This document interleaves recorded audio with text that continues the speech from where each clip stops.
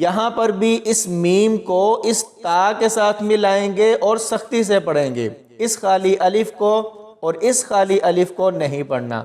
اس کے بعد دیکھیں قاف کو اس شد والی واو کے ساتھ ملانا ہے، اس جزم والی واو کو ہم نے نہیں پڑھنا۔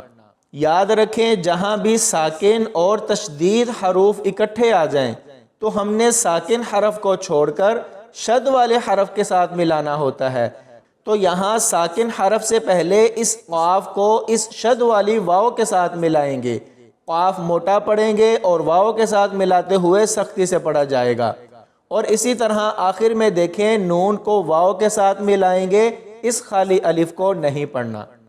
میم تا زبر مت، تا زبر تا، قاف واو زبر قو، واو زبر وا، متا قو، حمزہ کھڑی زبر آ، میم زبر ما، نون واو پیش نو، و آمانو، متقوا و آمانو۔